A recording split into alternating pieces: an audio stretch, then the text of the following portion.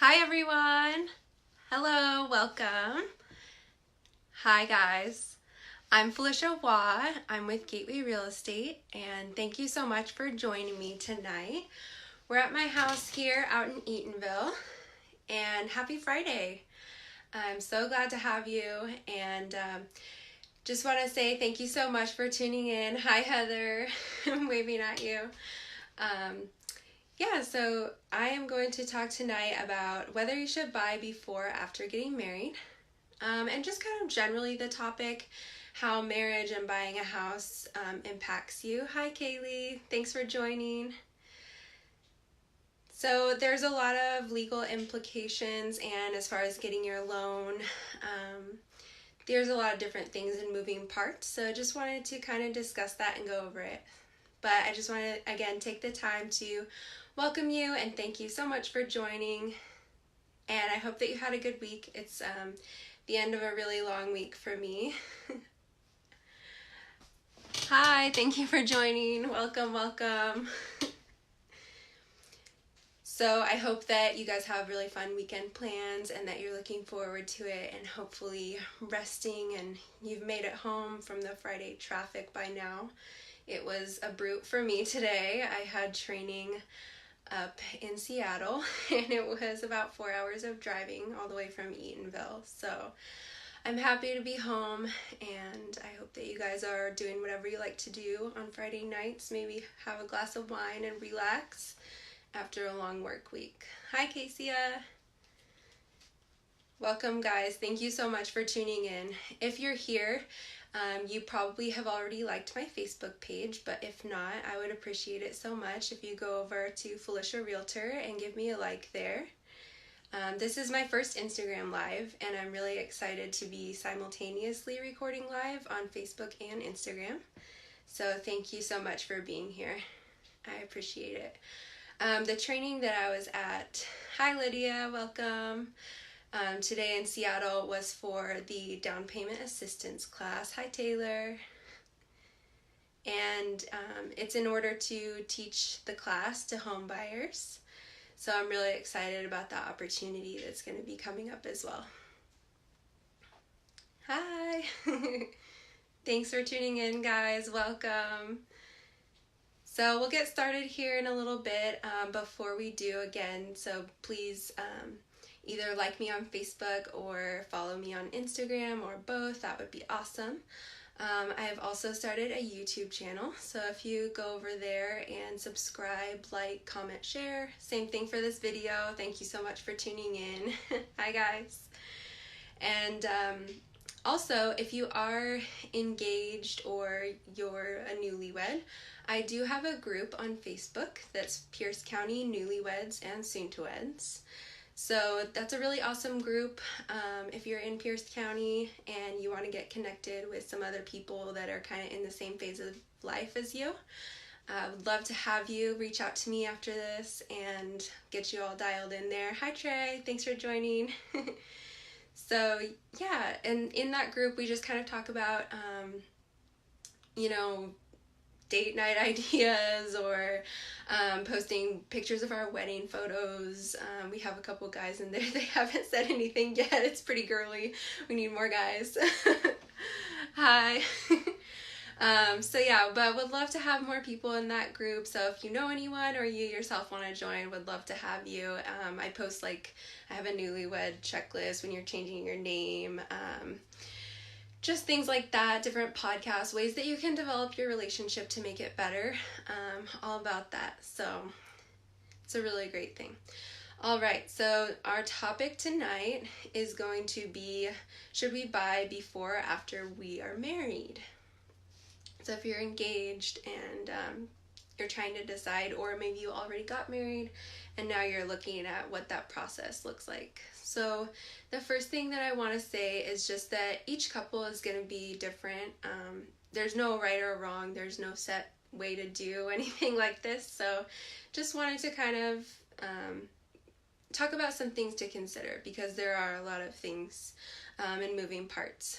So one of the big things and benefits of being married, of course, is that you have two incomes. you can rely on each other. So especially for qualifying, that helps your debt to income ratio, and it's a really great thing. But if one party maybe doesn't have great credit, or their job history isn't there, or whatever the case may be, they might not want to be on the loan. If that's going to hurt their interest rate, then it might not be the best thing, so you might decide to just have one person on the loan. In that case, one thing to consider is that your fiance can gift you the funds for the down payment if you need to pay a down payment. So that is an option. Or if you already have joint bank accounts, whatever your situation might be, then it wouldn't be an issue there. But that's definitely something, you want to get in touch with a good local lender and get tuned in with them. They'll be able to help you with that. And another thing that I learned recently that's really interesting is that if you're VA and you're two unmarried parties, you can't do zero down for that. If they're unmarried parties, it would require a down payment. It's typically around 20%, but it's a calculation that they do. And for that down payment, in that case, you would not be able to use down payment assistance. But you could get it gifted from family. So that's like another interesting tidbit. And then another thing to consider is that in Washington, we are a community property state. So if you're buying a house together, if it is a case where, one person has good credit, the other one doesn't, so you're going to have one person on the loan and not the other, then even still, if you're buying it once you're already married, it really doesn't matter that much because you're both going to be owning it. And then same thing with that is that if you have property that you purchase, real estate prior to marriage, that's your separate property. So that would not be your community property because you acquired it prior. Something else to consider is definitely your title and how you're taking vesting. So it could be, two unmarried people, an unmarried couple, whatever the case may be. So that is something that you're going to have to decide when you're in that situation, or, it would be just a married couple or an individual separate estate. There's a lot of different types of vesting. And also just kind of going back to if you aren't married, say that you don't have plans to get married, which is totally fine, and you're in a committed, intimate relationship.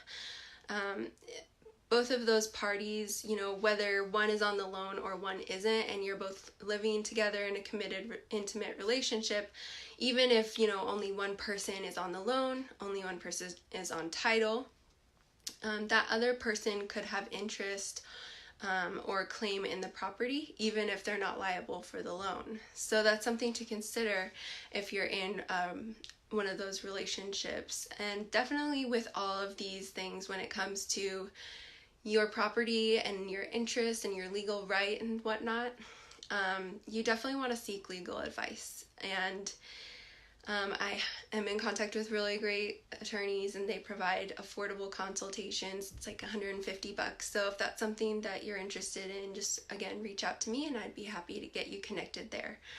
So there's a lot of moving parts and intricacies. So definitely important to seek that advice from them. Another thing to take into consideration is if either of you are going to be changing your last name throughout the process, because maybe you want to wait until you go through that, then because you're going to have to change it on your bank and your mortgage after the fact, and maybe you don't want to do that, you just want to wait until it's all done. It is kind of a long process to get your name changed. I will tell you, I just went through it. So you have to wait to get your marriage certificate, and then you have to go change your social security, get a new ID, It's a whole long process working with those government agencies. I do have a checklist for that, and it's really useful, and kind of tells you like what order makes the most sense. So it's really helpful to go about it that way. But talk to your lender about that too if you are going to be changing your name after the fact, because depending on the lender, it could be super simple to change your name on the mortgage. Just email them and provide documentation, and it's simple as that.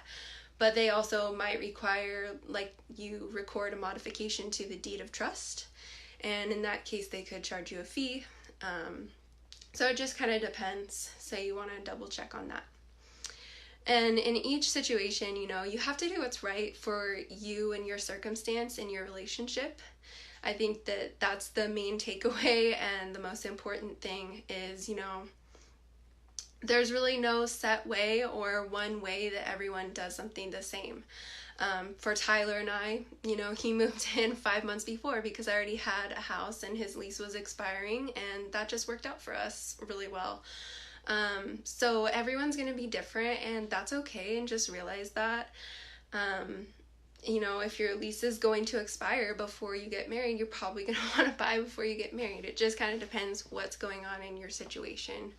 And just keep in mind, too, that the home buying process can take anywhere from as fast as 15 days to as long as 60 plus days. I mean, just depending on how long you're shopping around, and how long it takes when you write that offer to get to closing, depending on what the seller might want. So it can be kind of a time-consuming process. So if you are waiting, your lease is going to be up and you're waiting until you get married and change your name and all of that, it might be a little long of a wait for you then by the time you actually buy a house. So just kind of think about how long that process is too. So I am going to be doing these weekly heart-to-hearts with Felicia, live Friday thing once a week. And I would love some ideas for topics. If you guys have any, send them over to me. I'd appreciate it so much. This is just one of many, hopefully, to come. They won't always be at 8 p.m. They will be on Friday, but, not always at the same time. So I would appreciate any feedback that you have for me, and just any ideas so much. Again, thank you so much for tuning in. Gonna keep it short and sweet tonight because, again, it's been a long week. So hi Matilda, hi Jessica, thank you so much for tuning in. And those of you that have stuck around, hi Kaylee. I appreciate it so much, and I will see you guys next week. Have a good weekend. Bye guys.